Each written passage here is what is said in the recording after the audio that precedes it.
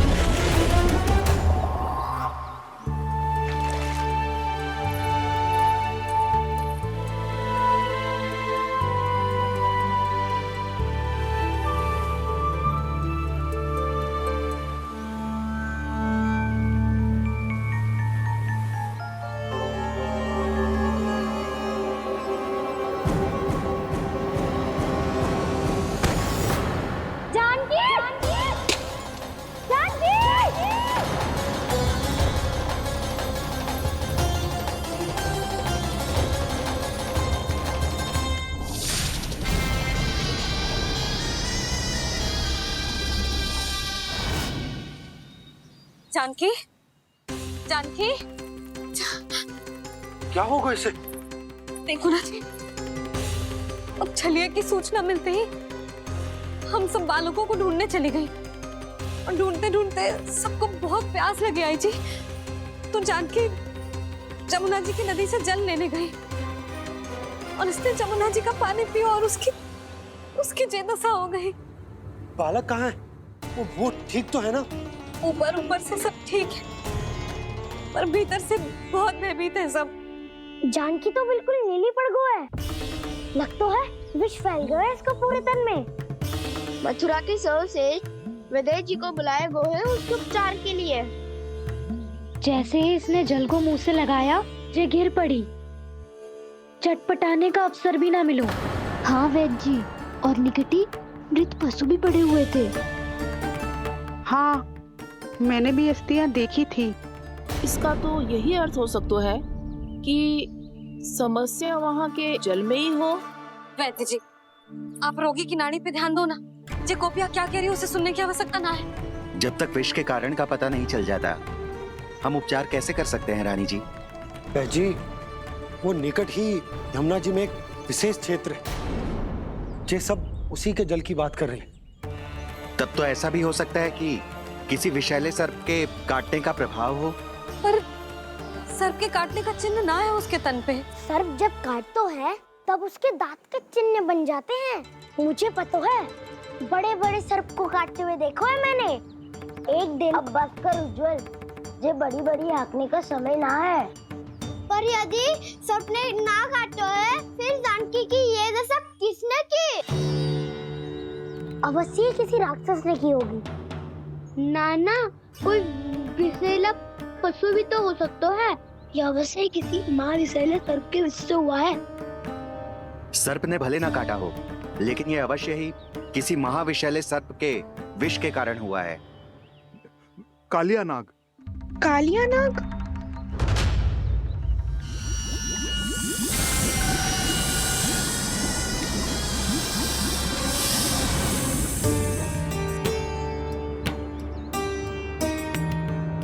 संकेतों से तो ऐसा लगता है कि जानकी ने कालिया नाग के क्षेत्र के विशाल जल पी लियो है।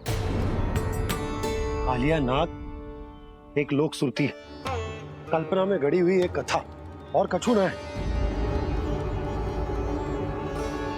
हमें जाके पता लगाना पड़ेगा। पर हमें वहां जाने से मना किया है ना बड़ों ने। उज्जवल सही कह रहे हो है। इस समय जानकी के स्वार्थ से अधिक महत्वपूर्ण और कछु ना है।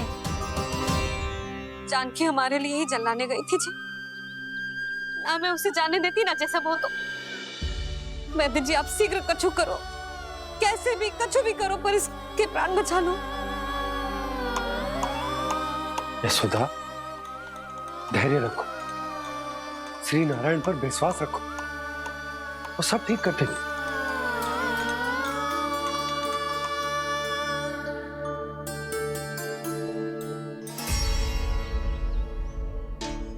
विष की काट की मेरे पास जितनी जड़ी बूटी थी मैंने सब अर्क बना के पिला दी, पर इसकी दशा में अभी तक कोई सुधार नहीं दिख रहा है।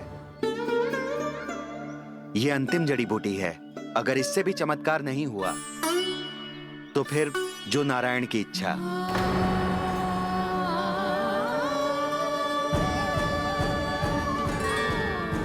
पर कोई तो उपाय होगा जानकी को बचाने का।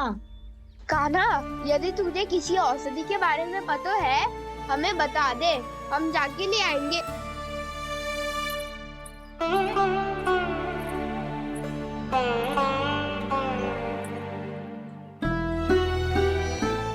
हे नारायण, हे प्रभु, मेरी जानकी के प्राण बचा ले प्रभु। या तो मैं अपने आप को कभी क्षमा न कर पाऊंगी। ये सारी मेरे ही कारण बनाई थी। उसकी रक्षा करो प्रभु, मेरी पुकार सुनो। कान्हा, तूने हमें बकासुर से बचाया था ना? और बकासुर से भी तो। और छलिया से भी तो तूने ही बचाया था ना हमें? क्या ऐसा कोई उपाय ना है जानकी को बचाने का? धनवंतरी,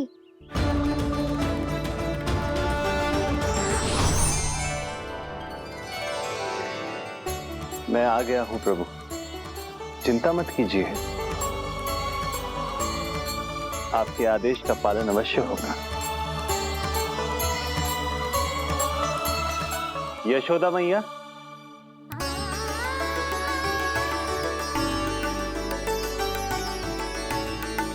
मैया आपको कोई पुकार रहा है।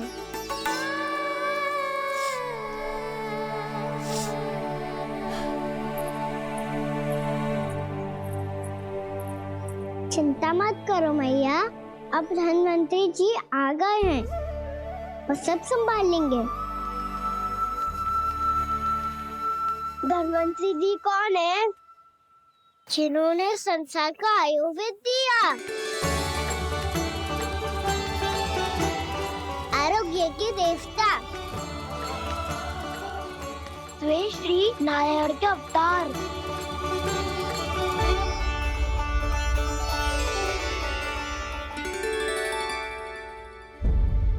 मुझे पता चला है कि आपको वेद की आवश्यकता है। हाँ हाँ, भीतर आइए। आइए आइए बैठे जी। जी रहे। मथुरा का सर्वश्रेष्ठ वैद्य अर्थात मैं यहाँ आ चुका हूँ और रोगी को जितनी औषधि की आवश्यकता थी सब दे चुका हूँ। निश्चित रूप से आपने विष की काट के लिए बहुत ही उत्तम अर्क तैयार किया है, इसीलिए किसी और वैद्य की आवश्यकता नहीं है। किंतु आप अकेले कितना कुछ करेंगे वैद्यराज, मुझे अपना सहायक ही बना लीजिए। पर जो करना था मैं पहले ही कर चुका हूँ। हाँ, वो तो आप कर चुके हैं, बस रोगी के तन से विष निकालना शेष है ना वैद्यराज? हाँ हाँ, बस वही शेष है। इनके रक्त को विष रहित करने में मैं आपकी सहायता करूंगा। पहले ये संजीवनी मानी जाने वाली इन लाल फूलों की बूटी को भी घिसना है ना?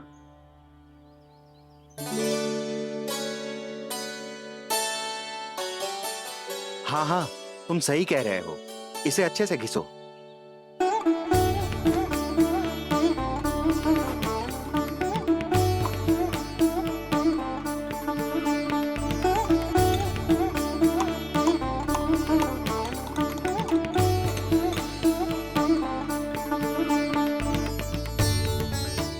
और ये नीले फूलों को भी तो मिलाना है ना? हाँ हाँ, अच्छे सहायक बन सकते हो तुम, ऐसे ही श्रम करते रहो।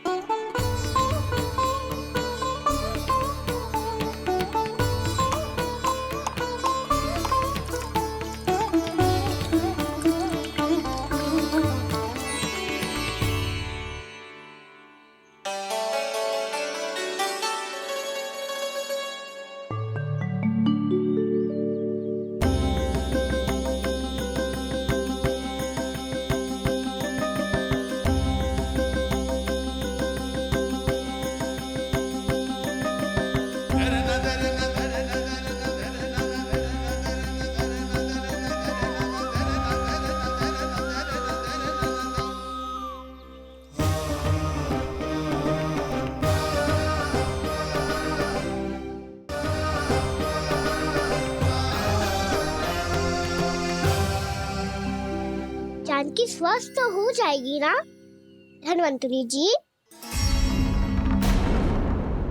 धन्वंतरी? प्रभु, अब मैं क्या करूं? आपने तो स्वयं ही मेरी पहचान उजागर कर दी। जी क्या करो कान्हा? आप सब ऐसे क्यों देख रहे हो? मैया कहती है ना, सभी वेद धन्वंतरी जी का ही रूप होते हैं। वाह कृष्णा, चतुर तो हो तुम। वैसे वास्तविक धन्वंतरी मैं हूँ। मेरा अर्थ है वास्तविक वैद्य मैं हूँ। ये तो मेरा सहायक है। मुझे पूरा विश्वास है बिल्कुल ठीक हो जाएगी। वैसे ही थोड़े ना मुझे मथुरा का सर्वश्रेष्ठ वैद्य कहते हैं लोग।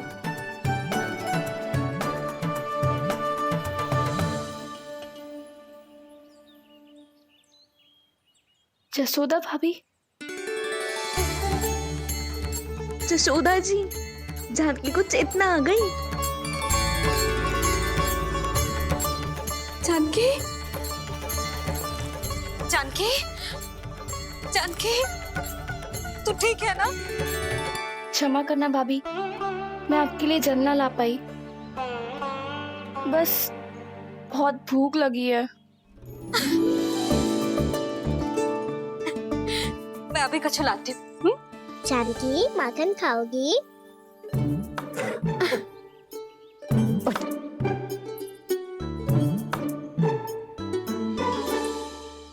आजा, तू ही खिला दे लल्ला।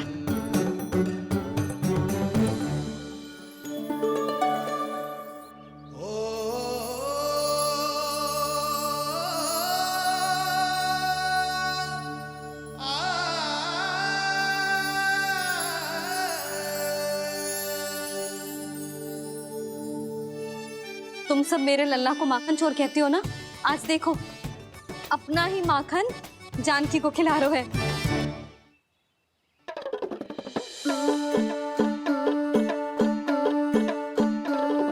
और विश्राम कर लो। सदैव तुम हम सबकी सेवा करती हो, आज मैं तुम्हारी सेवा करूंगा।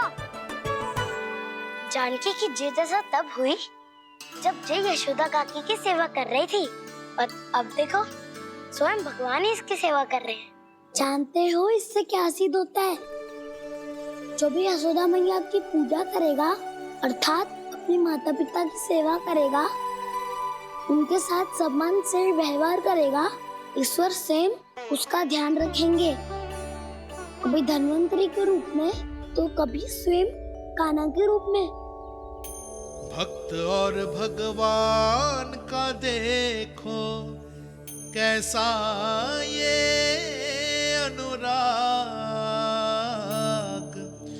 स्वयं करे सेवा प्रभु, अद्भुत गोपी का भाग्य।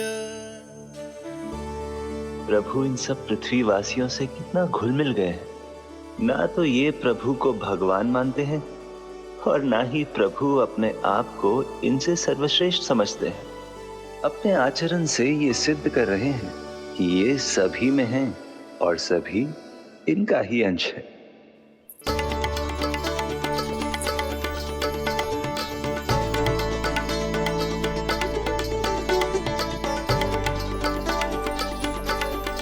प्रभु, अब मुझे जाने की आज्ञा दीजिए।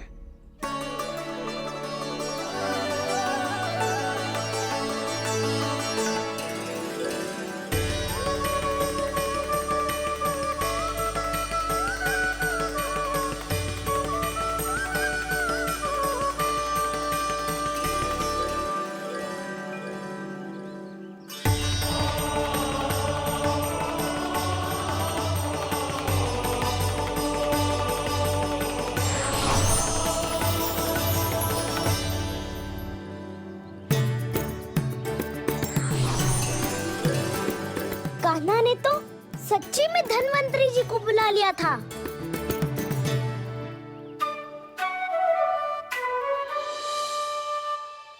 जब से कान्हा का जन्म हुआ है ना, मैं तब से देख रही हूँ, तब से हम पे कोई भी संकट आती है ना, तो अचानक से कोई अपरिचित हमारी सहायता करने आ जाते हैं और जाते समय कान्हा की आज्ञा लेके जाते हैं और कभी कभी तो इसे प्रभु बोल के जाते हैं। बाबा संभालो।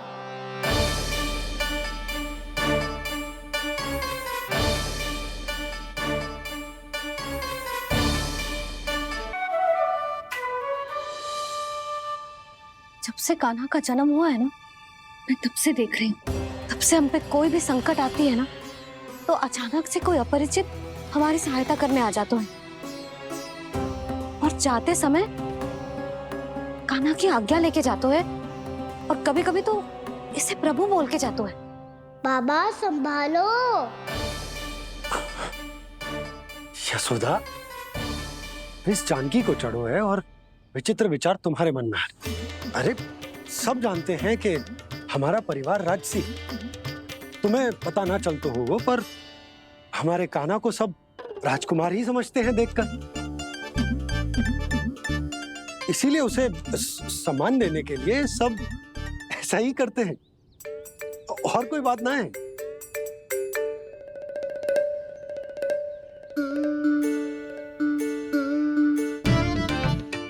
अब जे मेरे लल्ला को ऐसे क्यों घूर रहे हैं? बुरी दृष्टि लगाएंगे क्या? वैद्यराज जी, आपके सहायक तो गए, अब आप यहाँ क्यों? वो क्या है ना, मैं अपने रोगी का निरीक्षण करके पूरी तरह से संतुष्ट होकर ही जाता हूँ।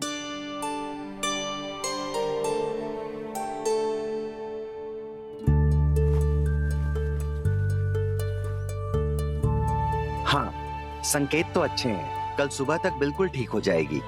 धन्यवाद वैद्य जी।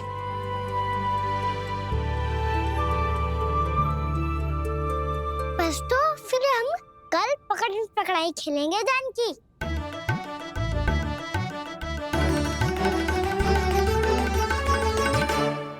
भानु, बंसी, जाकर उस क्षेत्र के चारों ओर बाड़ बनवा दो और वहां सूचना पट्ट भी लगा देना, ताकि जानकी के साथ जो हुआ है वो किसी और के साथ ना हो।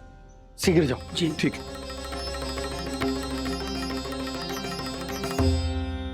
बाड़ और सूचना पट लगवाने से समस्या का समाधान नहीं होगा बाबा। निर्दोष पशु सूचना पट देखकर भी कुछ समझ नहीं पाएंगे।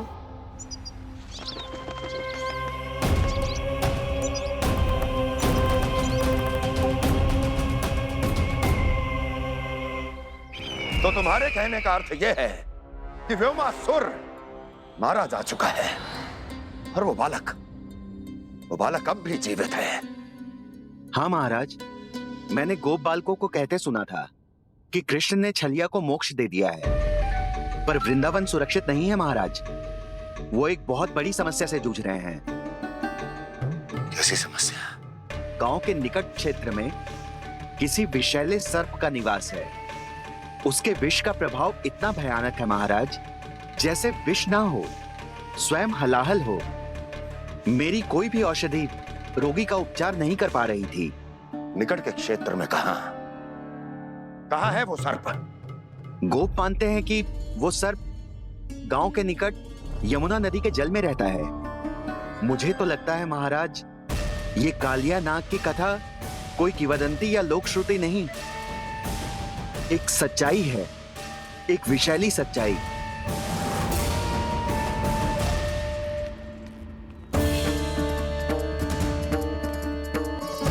कालिया का सामना करने का समय आ गया है, पर उससे पहले मुझे बुलाना होगा उन्हें।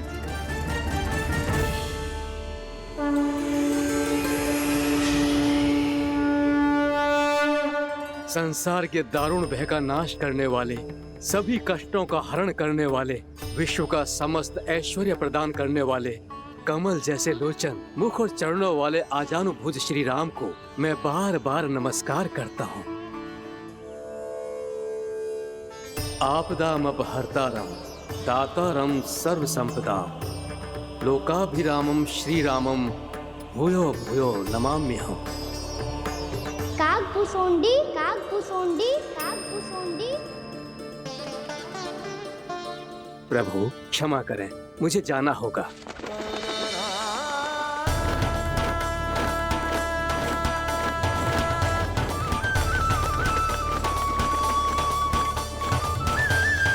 प्रणाम प्रभु।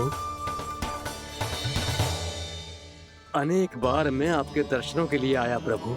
कभी नंद भवन के झरोखों से आपके दर्शन करके चला जाता था, तो कभी दूर किसी वृक्ष की आड़ से आपको निहार लिया करता था। आज आपने स्वयं मुझे बुलाकर धन्य कर दिया प्रभु।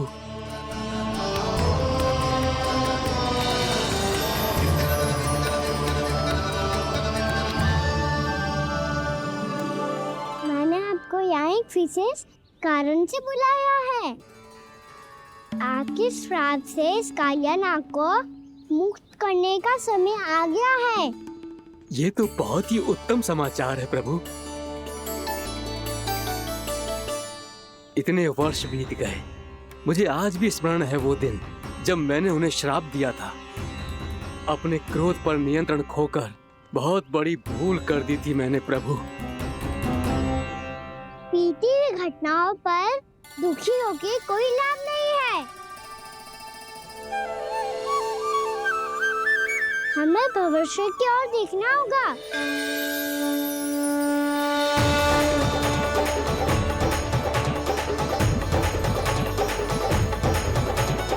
आदेश कीजिए प्रभु, क्या आज्ञा है आपकी?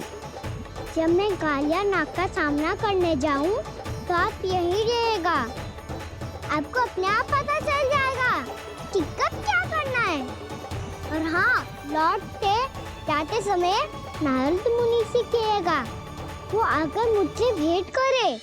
अवश्य प्रभु, प्रणाम। क्या इसने सच्ची में देवर्षि नारद को बुलाया है? नारायण नारायण, आपको संदेश भेजने की आवश्यकता नहीं थी। आप स्मरण करते और मैं चला आता।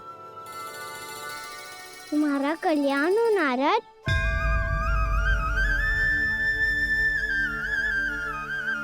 मैंने तुम्हें एक विशेष कार्य के लिए बुलाया है। आज्ञा दीजिए प्रभु। तुम्हें एक बार फिर कंस से भेंट करनी होगी। विचार कीजिए महाराज, क्या आप बिना किसी शंका के कह सकते हैं कि कौन सी पंखुड़ी पहली है और कौन सी आठवीं? उस दुष्ट से भेंट करना स्वयं कीचड़ में उतरने के समान है प्रभु। कमल पुष्प प्राप्त करना हो तो कीचड़ में उतरना पड़ता है नारद। आपका आदेश तो मैं स्वप्न में भी नहीं टाल सकता प्रभु। कंस कालिया नाग के बारे में जान गया है, पर वो उसका सामना करने का साहस नहीं कर पाएगा। मैं आतुर हूँ प्राप्ति, मूर्ख नहीं। मेरी बुद्धि फिर नहीं गई है। मैं स्वयं उस कालिया जैसे महाविषैले सर्प के सामने खड़ा हो जाऊं और अपने ही काल को आमंत्रित कर लूं। तो फिर अपने लाभ के लिए उसका प्रयोग करने का कोई और उपाय सोचिए स्वामी। कुछ ऐसा कीजिए कि यमुना नदी का पूरा जल विषैला हो जाए और वृंदावन वासी उसका उपयोग करे, और आपका काल कहलाने वाला वो बालक स्वयं काल के गाल में चला जाए। उत्तम उत्तम सुझाव है प्राप्ति। अब मुझे उस कालिया तक पहुंचने का मार्ग ढूंढना होगा। उसको विवश करने का कोई उपाय ढूंढना होगा, क्योंकि व्यक्तिगत रूप से उससे भेंट करना असंभव है। असंभव। आप सही कह रहे हैं प्रभु। कंस में उतना सामर्थ्य नहीं कि वो कालिया नाग का सामना स्वयं कर सके।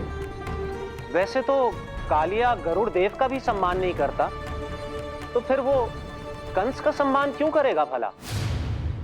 नहीं करेगा, पर कंस तुम्हारा सम्मान अवश्य करेगा नारद। तुम्हारी बातें भी सुनेगा और मानेगा भी। ये मेरी योजना का बहुत ही महत्वपूर्ण भाग है।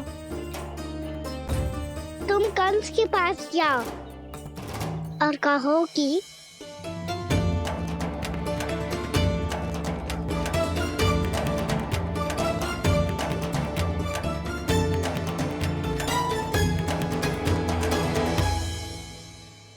संतान अपने माता पिता को तीर्थ का सौभाग्य दिलाती, और मेरा लल्ला कितना महान कि उसने हमारे घर को ही तीर्थ बना दिया। ऐसा तीर्थ जहां मेरी आंखों के सामने भक्त और भगवान का मिलन हो रहा है। जो आज्ञा प्रभु।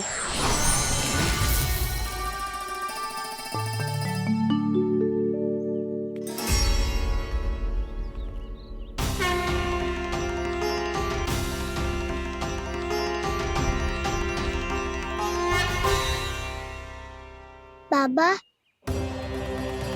कान्हा, ये सब क्या चल रहा है? पहले काग भुसुंडी जी और फिर जे नारद जी। क्या योजना बना रहे हो तुम? कान्हा, बताना लल्ला, क्या सोच रहे तू? कान्हा देख, अगर तुझे अपने बाबा को ना बताना हो ना, अपने भक्त को बता दे। क्या सोच रहे हो लल्ला? क्या करने वाले हो आप?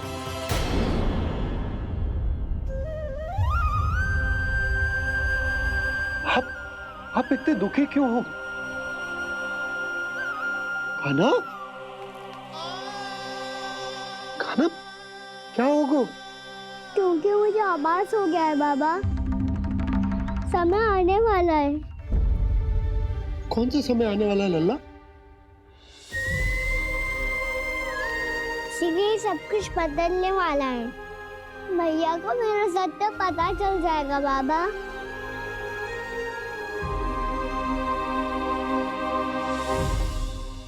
पर लल्ला, इसका काग भुसुंडी और कालिया नाग से क्या संबंध है? ऐसा क्या हुआ था और क्या होने वाला है?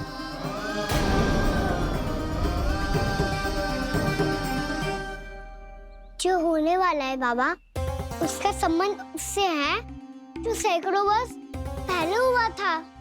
महर्षि भृगु के एक वंशज थे, वेद शिरा मुनि, जो विंध्याचल की पहाड़ियों में साधना कर रहे थे। तभी वहाँ अश्वशिरा नाम के एक दूसरे मुनि आमंत्रण के बिना ही आ गए। कितना सुंदर और शांतिपूर्ण आश्रम है। यहाँ प्रभु की साधना करने में बहुत आनंद आएगा। शीघ्र ही अश्वशिरा मुनि उपस्थिति के कारण होने वाले व्यवधान से बाध्य होकर वेद शिरा मुनि ने अपनी आंखें खोली। कौन हो तुम और यहाँ क्या कर रहे हो? आपके आश्रम में बहुत शांति है मुनिवर। साधना करने के लिए बहुत ही उत्तम स्थान है ये। मैं चाहता हूँ कि मैं भी यहाँ। आप यहाँ साधना करना चाहते हैं, लेकिन इतना भी नहीं जानते कि किसी के आश्रम में प्रवेश करने से पहले उसकी आज्ञा लेनी चाहिए। आप ये भी नहीं जानते कि यदि कोई यज्ञ कर रहा हो तो बिना अनुमति के वहाँ प्रवेश करने से उसकी यज्ञ साधना भंग हो सकती है। आप क्या साधना करेंगे मुनि? आप तो साधना के योग्य ही नहीं हैं। इतना अपमान! एक मुनि के मुख से इतने कड़वे शब्द शोभा नहीं देते। मैं तुम्हें श्राप देता हूँ, जितनी विषैली तुम्हारी जिह्वा है उतने ही विषैले सर्प बन जाओ तुम। और ऐसा सर्प जो सांस भी ले तो निकट का वातावरण दूषित हो जाए।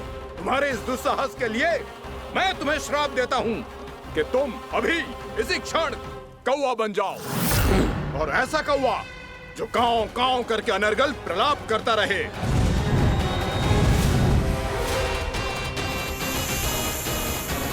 ये मैंने क्या किया? ये मैंने क्या किया? क्रोध के कारण दोनों ने एक दूसरे को श्राप दे दिया। पर दोनों ही मेरे भक्त थे, और भगवान होकर मैं अपने भक्तों को इतनी कठिनाई में कैसे देख सकता था। इसीलिए जिस संकट में उन दोनों ने अपने आप को फंसा लिया था, उसका समाधान करने में मैं उनके पास गया। देखिए ना प्रभु, ये क्या हो गया हमसे? हमारी रक्षा कीजिए प्रभु, मार्ग दिखाइए हमें। क्रोध पर नियंत्रण ना होने के कारण आप दोनों ने एक दूसरे को बहुत ही भीषण संकट में डाल दिया है। अब दोनों ही तपस्वी, तप के बल से दिए गए आपके श्राप को लौटाना भी संभव नहीं है। प्रभु कोई तो उपाय होगा, हम आपके शरण में हैं प्रभु। अपराध तो हमसे हुआ है प्रभु, पर अब आपसे ही आशा है। कुछ ऐसा कीजिए भक्त वत्सल, जिससे हम दोनों के श्राप का प्रभाव कुछ कम हो जाए। आप दोनों ही मेरे भक्त हैं, इसलिए आपकी पीड़ा का निवारण करने का एक उपाय है मेरे पास। वेद शिरामुनि, जब आप कालिया नाग बनेंगे तो आपको मेरे चरणों को अपने शीश पर धारण करने का सौभाग्य मिलेगा। और अश्र शिरामुनि, आप काग योनि होने के बाद भी आप श्रेष्ठतम ज्ञान और सर्वाधिक यौगिक सिद्धियों के स्वामी होंगे और प्रवचन दिया करेंगे। इसके बाद अश्वशिरा मुनि काक भुसुंडी बन गए, जिन्होंने आगे चलकर सेम गरुड़ देव को रामायण सुनाई। और मुनि वेदशिरा महर्षि कश्यप और देवी कत्रियों के पुत्र कालिया नाग बनकर जल में। और अब वही कालिया नाग जमुना जी में, जिनके कारण जानकी के प्राण लगभग चले ही गए थे। अब कालिया नाग को उचित स्थान पर भेजने का समय आ गया है बाबा। पर ये तो अच्छी बात है कान्हा, वेदशिरा मुनि को दिया हुआ तुम्हारा वचन भी पूरा हो जाएगा, जमुना जी की शुद्धि भी हो जाएगी। इस सब के बाद भी तुम दुखी क्यों हो?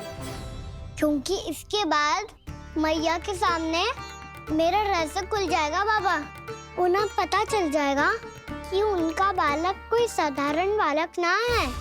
भविष्य में जो होने वाला है उसे सबके सामने घटने से रोकना मेरे लिए भी संभव ना होगा। मैया को सब पता चल जाएगा। क्या पता चल जाएगा रे मुझे?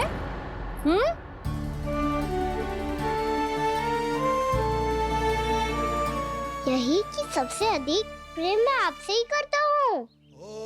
अब बस भी कर, चलो भोजन के लिए बुलाने आई थी तुम दोनों को। भूखा थोड़े ना रहने दूंगी अपने लल्ला को, मेरा लल्ला दुर्बल हो जाएगा ना। आप खिलाओगे तो ही खाऊंगा। हाँ ठीक है, मैं ही खिलाऊंगी। अब चल, आओ जी, चल।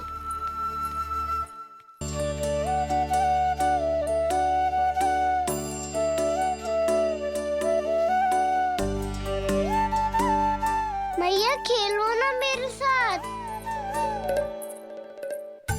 मैया सुनो ना, मेरी बात ना मानोगी? अभी बहुत कार्य पड़े लल्ला, देख जानकी को औषधि भी देने जानो है ना। औषधि मैं दे दूंगा, फिर तो खेलोगी ना आप मेरे साथ? पिछले कुछ दिनों से अपनी मैया का अधिक से अधिक प्रेम पाने का प्रयास करो है कान्हा। इसका तो एक ही अर्थ हो सकता कि कछु बहुत बड़ो होने वालो है। कान्हा रुक जा लल्ला। कान्हा क्यों तंग कर रहा है? मैया को पहन लेना। कान्हा, कान्हा, ये क्या करो तूने?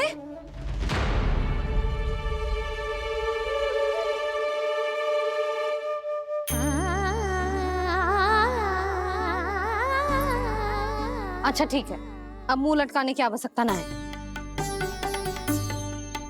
ये ले।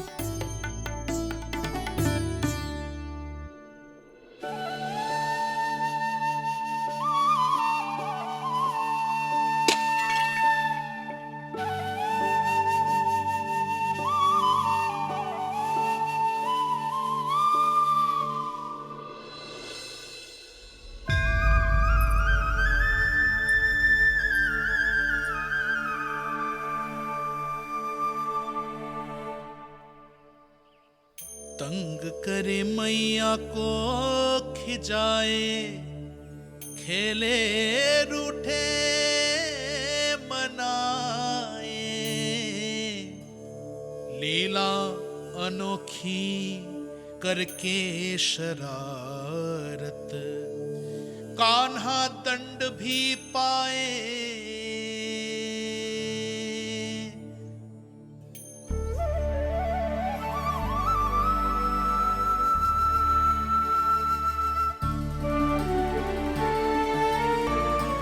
रूठना मनाना, खेलना खिलाना, पहले शरारत करके क्रोध दिलाना और फिर क्षमा मांग लेना, ये सब जानबूझकर कर रहे है कन, जैसे जीवन भर के लिए अपनी मैया की ममता को अपने हृदय में समेट कर रखना चाहते हो।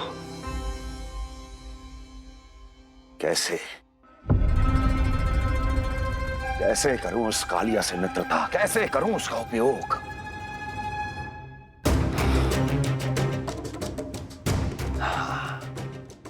उस पर आक्रमण कर देता हूं और उसे किसी ना किसी तरह से यह विश्वास दिला देता हूं कि यह आक्रमण उस विष्णु अवतार ने किया है। फिर वो क्रोध में आकर सारे वृंदावन वासियों को अपने विष से समाप्त कर देगा। उचित है, ये उचित है। नारायण हरि, नारायण हरि।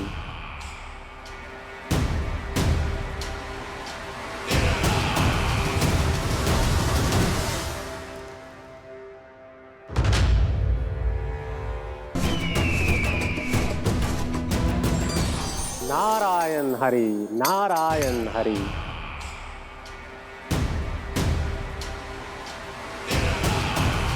प्रणाम देवर्षि।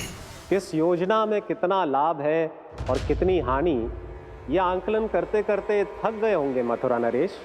देवर्षि, आज मेरा ध्यान कैसे आ गया आपको? आप तो सदैव ही मेरे ध्यान में रहते हैं महाराज कंस। सत्य तो यह है कि मथुरा में जो भी हो रहा है मुझसे छिपा हुआ नहीं है। मैं जानता हूं कि आप किसी भी असुर को वृंदावन क्यों ना भेजें, और वो असुर कितना भी शक्तिशाली क्यों ना हो, कृष्ण का सामना नहीं कर पाता। या तो पराजय स्वीकार करके आपके पास लौट आता है, या तो फिर वीर गति को प्राप्त हो जाता है।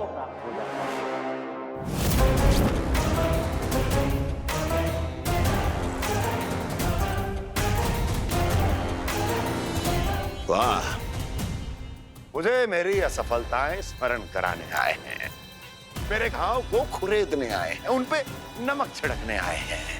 मित्र को शत्रु समझने की भूल मत कीजिए महाराज कंस। मैं तो आपकी सहायता करने आया हूं। हाँ, और मेरी सहायता।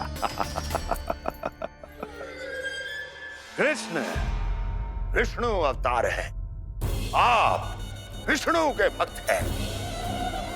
मैं हूं विष्णु द्रोही, फिर भी तो आपके आराध्य को हानि पहुंचाना चाहता है, उसकी सहायता करना चाहते हैं आप। क्या आप निश्चित रूप से कह सकते हैं कि आप ब्रह्मांड के सभी नियमों को अच्छी तरह समझते हैं? अवश्य। आपके लिए बस इतना ही जानना पर्याप्त होगा कि मैं जो कुछ भी कर रहा हूं उसके लिए मेरे व्यक्तिगत कारण हैं। मैं तो बस आपके हित में पिछली बार की तरह एक सुझाव लेके आया था, पर यदि आप मेरा सुझाव सुनना भी नहीं चाहते तो आपकी इच्छा। नारायण हरि, नारायण हरि। कारण चाहे जो हो, इनके पिछले सुझाव के कारण ही आज मेरे शत्रुओं की संख्या कम है। अन्यथा मैं देवकी के अन्य पुत्रों को भी जीवित छोड़ देता, और आज वो सब अपने भाई के साथ मिलकर उसकी शक्ति को अनेक गुना बढ़ा देते। ठहरिए देवऋषि।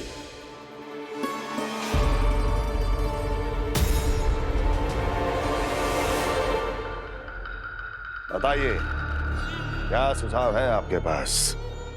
मेरे सुझाव का नाम है कालिया नाग।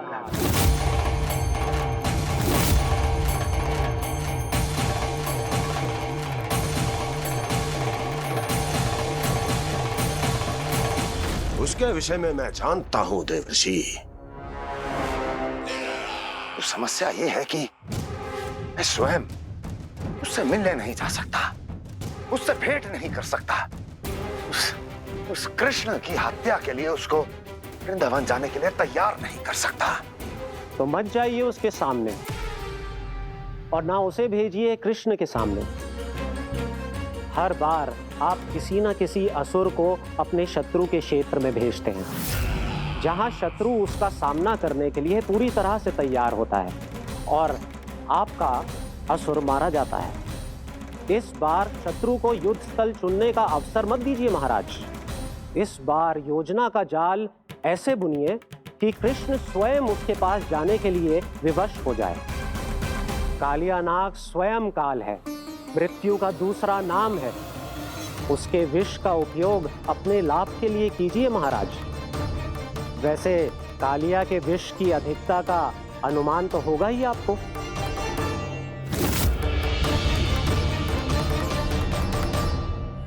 एक बार जो उसके क्षेत्र में पहुंच गया, फिर उसके विष से बचना असंभव है।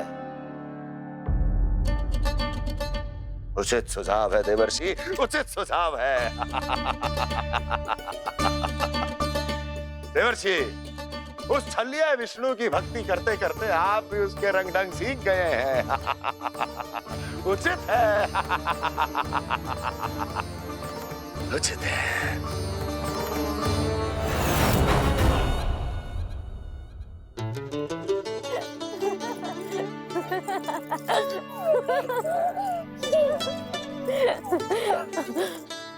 बस बस, बहुत आनंद ले लियो लल्ला। बस अब दूध पी ले। ठहर ठहर, गर्म है। जी ले पी।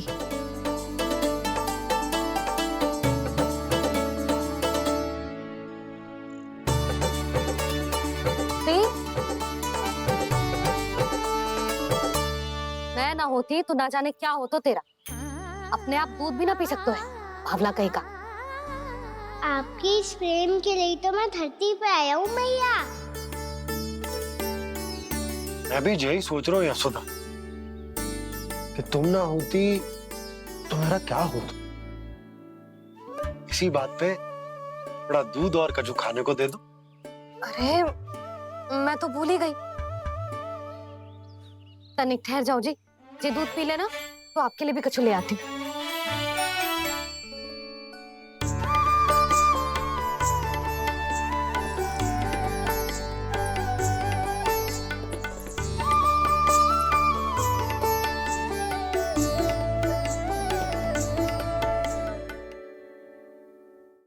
प्रणाम महाराज। आपकी आज्ञा के अनुसार बिल्कुल वैसा ही पत्र तैयार किया है जैसा आप चाहते थे।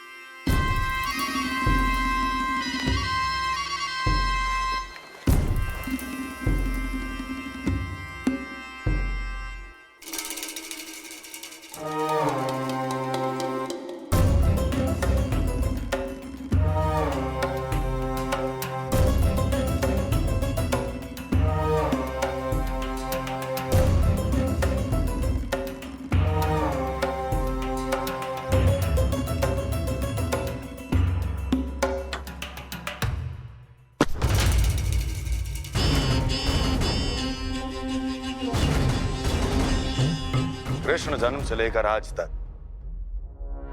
ये मेरी सबसे महत्वपूर्ण योजना है। इसका सफल होना निश्चित है दूत,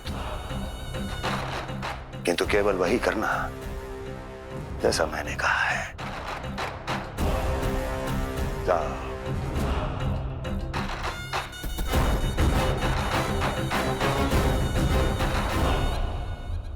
कान्हा,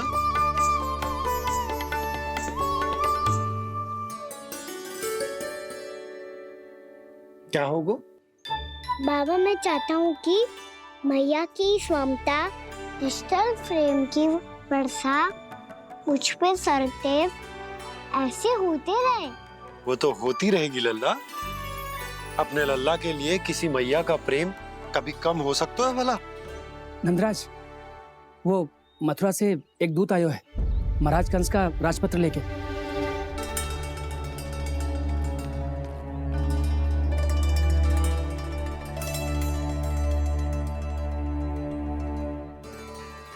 कान्हा अब क्या करने वाला है? तेरे बाबा कहाँ गए? हाँ? कंस मामा का खेल आरंभ हो गया है, पर मैया वो सब सुनेगी तो व्यर्थ चिंतित हो जाएगी। बस थोड़ा बाहर गया मैया, कछु खा लिया से। बाहर इस समय? मैया क्या होगा? मैया देखो ना, पीठ पे कछु हो रहा है। मेरा हाथ ना पकड़ो, आप करो ना। देखा, यहाँ? क्षमा करना मैया, पर अभी बाबा को ही संभालने दो ये सब। कहिए, क्या संदेश लाए हैं आप? नहीं नंदराज नहीं। महाराज कंस का आदेश है कि ये संदेश सभी गांव वालों के साथ ही पढ़ा जाए। ठीक है, मैं गांव वालों के सामने पढ़ दूंगा, पर मुझे तो दीजिए पढ़ने के लिए। महाराज की आज्ञा का पालन करना आपके लिए भी आवश्यक है नंदराज। सभी गांव वासियों की सभा बुलाइए। बंसी, सभी गांव वालों की सभा बुलाओ। राजपत्र में ऐसा क्या संदेश भेजो है कंस ने? अब मेरे पत्र को पढ़कर सब भौचक के रह जाएंगे। और वो कृष्ण, उस कृष्ण के पांव के नीचे से तो भूमि खिसक जाएगी, आकाश फट पड़ेगा, बिजलियां गिर जाएंगी। प्राप्ति, ओ प्राप्ति, कंस का पत्र। स्वयं को बहुत अधिक शक्तिशाली समझता है ना वो। अब देखता हूं कैसे वो इस महासंकट का सामना करता है। वो कृष्ण, वो अपनी मृत्यु स्वयं चुनेगा या मृत्यु की वेदी पर चढ़ा देगा प्रिय वृंदावन वासियों को।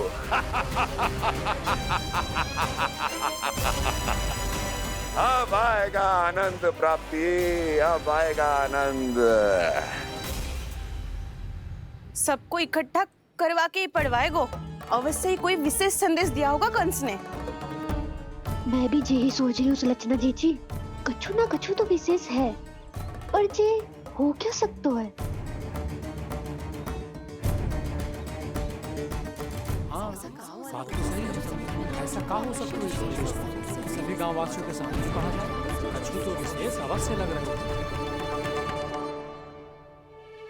बाहर तक कोलाहल क्यों हो रहा है? मैया, मैया, अब क्या होगा? मैया देखो ना, सर पे कछु हो रहा है। लल्ला, नारायण ने तुझे हाथ दिए हैं ना? पीठ की बात अन्य थी। अपने सिर की सेवा स्वयं कर। सर पे तो हाथ पहुंच रहा है ना?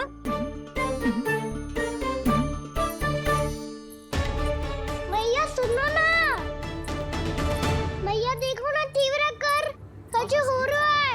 मैया देखो ना, तीव्र कछु हो रहा है।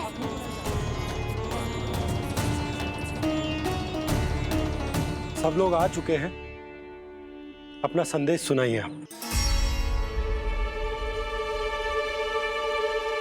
गोपराज नंद और सभी वृंदावन वासियों को सूचित किया जाता है कि मथुरा अधिपति और आप सभी के महाराज कंस ने कल सुबह भव्य पूजा का आयोजन किया है। इसके लिए राज्य को वृंदावन के क्षेत्र के निकट यमुना नदी के मध्य में खिलने वाले 1 कोटि कमल के पुष्पों की आवश्यकता है। इसीलिए आप सभी को यह आदेश दिया जाता है कि ये सभी कमल के पुष्प प्रथम पहर से पहले राजसभा में पहुंचा दिए जाए। इतने सारे वो भी प्रथम पहर से पहले कैसे हो सकते हैं? यदि आप ऐसा करने में असफल रहे तो इसे राज आज्ञा का उल्लंघन माना जाएगा और राजद्रोह के आरोप में आप सभी को कड़े से कड़ा दंड दिया जाएगा। स्मरण रहे, यदि कल की पूजा में इन 1 कोटि कमल के पुष्पों का ना पहुंचने के कारण कोई व्यवधान आया तो समस्त वृंदावन वासियों को दोषी माना जाएगा और पूरे गांव को निवासियों सहित धूल में मिला दिया जाएगा। कल प्रथम पहर तक का ही समय है आप सबके पास।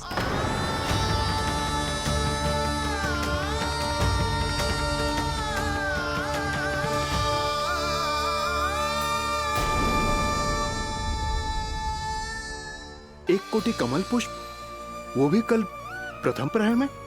ऐसे कैसे संभव है? और कोई साधारण पुष्प ना, यमुना नदी के मध्य खिलने वाले विशेष कमल के फूल चाहिए उन्हें। लेकिन यमुना नदी में तो कालिया नाग ने विष घोल के रखा है, तो फिर कैसे हो पाएगा? यह संभव है। हमारी मृत्यु का संदेश भेजा राजा कंस ने। सदैव की भांति इस समस्या पर भी गांव के बड़े ही विचार करेंगे। बालकों का यहाँ होना उचित ना है।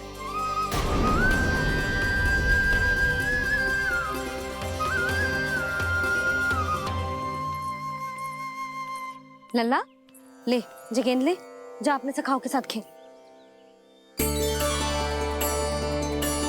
सुबह उज्जवल, मधुमंगल वसंता, देखो भैया ने क्या दिया है।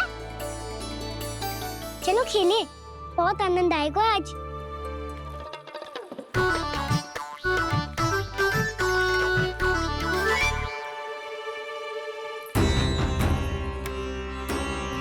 भानु, बंसी, जाओ और शीघ्र ही वो घेरे का कार्य समाप्त करो।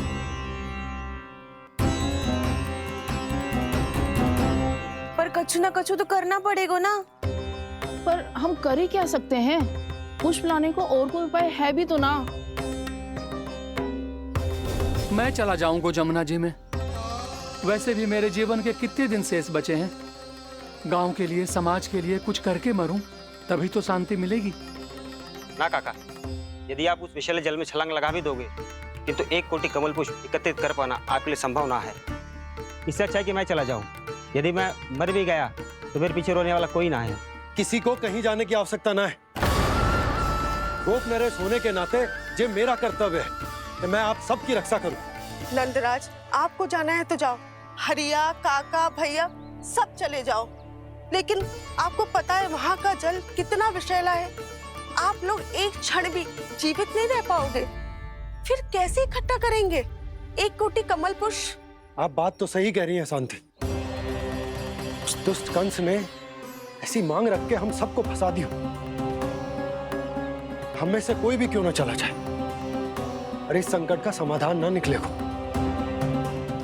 कान्हा, बताना कौन सा खेल खेलें? गेंद पकड़ खेलते हैं। पर एक बात सुन लो सब, कोई भी तीव्र गति से ना फेंकेगा गेंद को। भैया ने स्वयं बनाई है मेरे लिए। सब तैयार हो?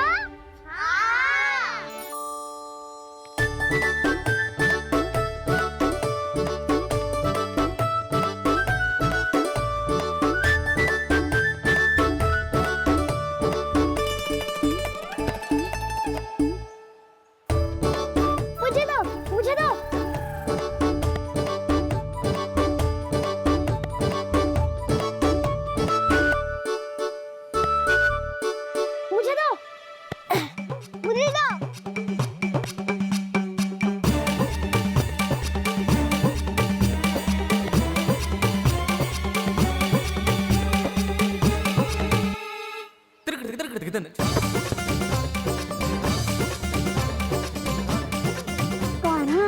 इतनी धीरे से फेंकेगो तो कैसे आनंद आएगो? थोड़ा बल लगा के फेंक। हाँ कान्हा, हम अभी बड़े हो गए हैं, तू अब भी छोटे बालकों की तरह फेंक रहा है।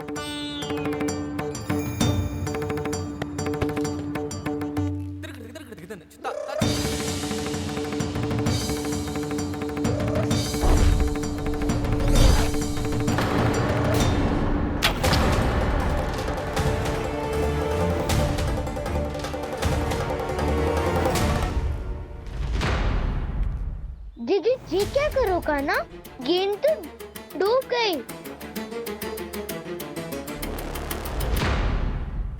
अच्छा, तो ये सब इसकी योजना का भाग था ताकि ये कालिया का सामना कर पाए। तुम सबने तो कही थी तीव्र गति से फेंको। देखो फिकवा दी ना मेरी गेम। मुझसे नदी में। अब मुझे जाके लानी पड़ेगी।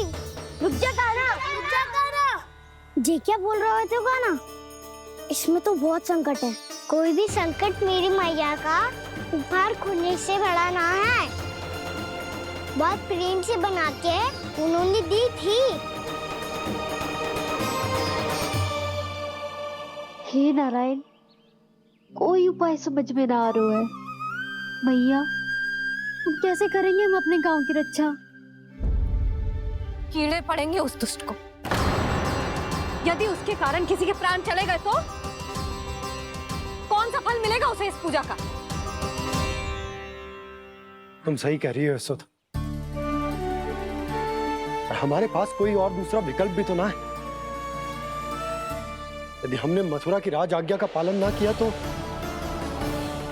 इसका दुष्परिणाम पूरे गांव को भुगतना पड़ेगा।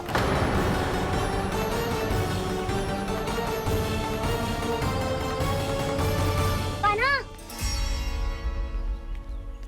हमें पता है कि तू भगवान है, दिव्य है, बहुत शक्ति है तुझ में। पर फिर भी हम तुझे विषैले जल में ना जाने दे सकते।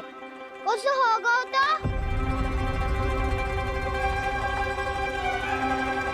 तुम सब इतनी हट कर रहे हो तो ठीक है, ना जाऊंगा।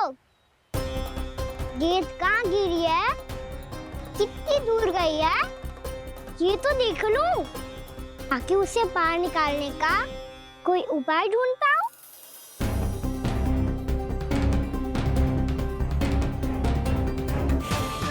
हाँ।